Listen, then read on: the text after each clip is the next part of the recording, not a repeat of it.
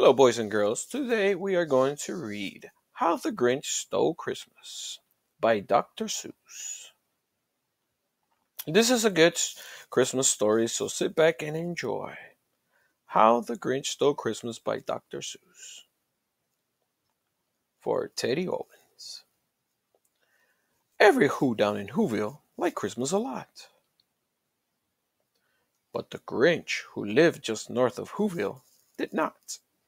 The Grinch hated Christmas, the whole Christmas season. Now, please don't ask why. No one quite knows the reason. It could be his head wasn't screwed on just right. It could be, perhaps, that his shoes were too tight.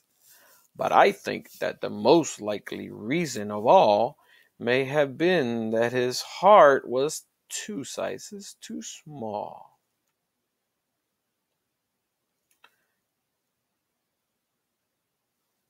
But for whatever reason, his heart or his shoes, he stood there on Christmas Eve, hating the Who's, staring down from his cave with a sour, grinchy frown at the warm lighted windows below in their town. For he knew every Who down in Whoville beneath was busy now, hanging a mistletoe wreath. And they're hanging their stockings, he snarled with sneer. Tomorrow is Christmas, it's practically here. Then he growled, with his Grinch fingers nervously drumming. I must find some way to stop Christmas from coming. For tomorrow, he knew,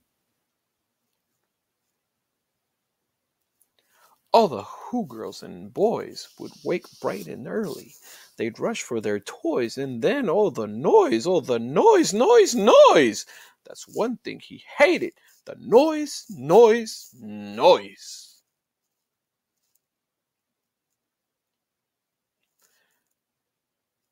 Then the Who's, young and old, would sit down to feast, and they'd feast, and they'd feast, and they'd feast. They would feast on Who pudding and rare Who beast, which was something the Grinch couldn't stand in the least. And then they do something he liked least of all. Every Who down in Whoville, the tall and the small, would stand close together with Christmas bells ringing. They stand hand in hand, and the Who's would start singing. They'd sing, and they'd sing, and they'd sing. And the more the Grinch thought of this Who Christmas sing, the more the Grinch thought, I must stop this whole thing. Why, for 53 years I put up with it now. I must stop this Christmas from coming. But how?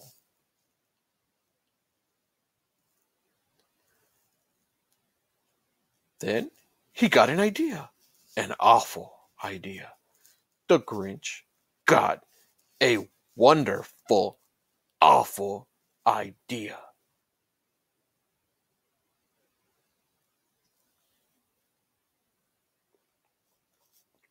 I know just what to do, the Grinch laughed in his throat. And he made a quick Santa Claus hat and a coat, and he chuckled and clucked. What a great Grinchy trick! With this coat and this hat, I look just like Saint Nick. All I need is a reindeer. The Grinch looked around. But since reindeer are scarce, there was none to be found. Did that stop the old Grinch? No, the Grinch simply said. If I can't find a reindeer, I'll make one instead. So he called his dog Max. Then he took some red thread and he tied a big horn on top of his head.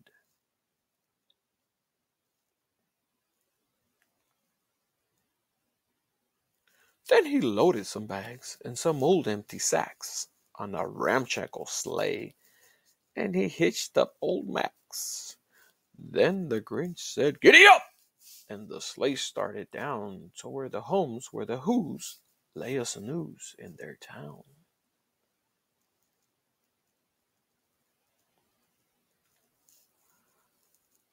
All their windows were dark, quite snow filled the air.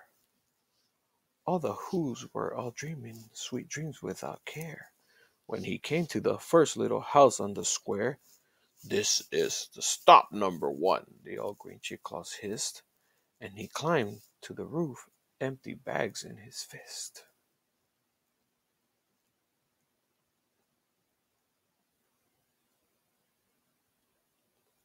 Then he slid down the chimney, a rather tight pinch. But if Santa could do it, then so could the Grinch. He got stuck only once, for a moment or two. Then he stuck his head out of the fireplace flue, where the little whose stockings all hung in a row. "These stockings," he grinned, "are the first thing to go." Then he slithered and slunk, with a smile most unpleasant, around the whole room, and he took every present: pop guns and bicycles, roller skates and drums, checkerboards, tricycles, popcorns and plums, and he stuffed them in bags. Then the Grinch very nimbly stuffed all the bags up by one up the chimbley.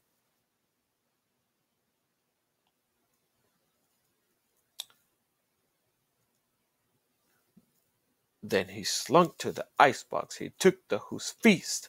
He took the who pudding. He took the roast beast.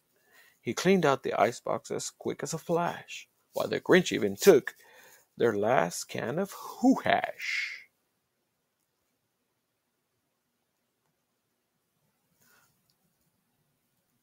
Then he stuffed all the food up the chimney with glee.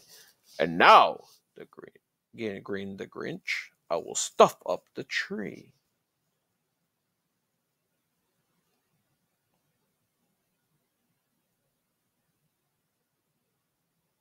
And the Grinch grabbed the tree and he started to shove, when he heard a small sound like the coo of a dove.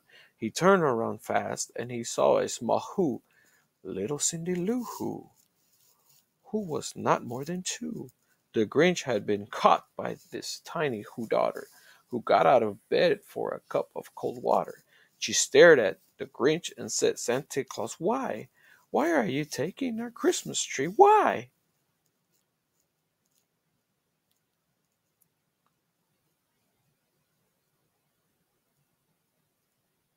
But you know that the old Grinch was so smart and so slick.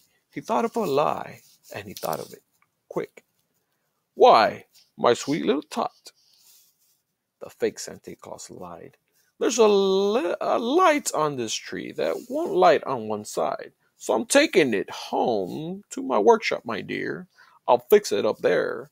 Then I'll bring it back here." And his fib fooled the child. Then he patted her head, and he got her a drink and sent her to bed. And when Cindy Lou Who went to bed with her cup, he went to the chimney and stuffed the tree up.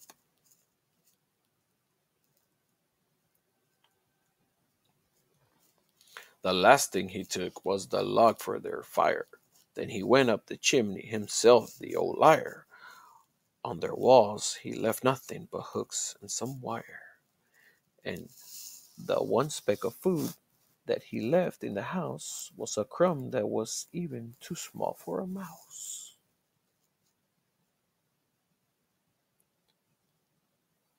Then he did the same thing to the other Who's houses, leaving crumbs too small for other Who's mouses.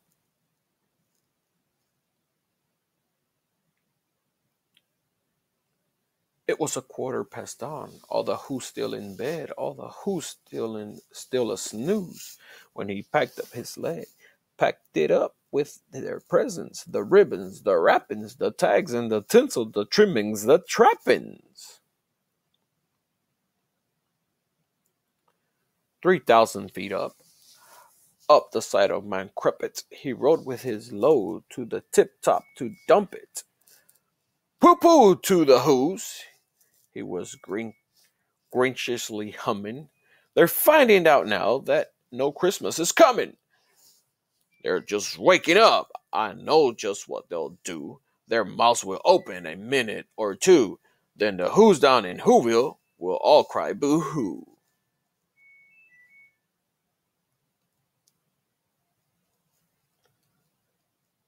"That's a noise,"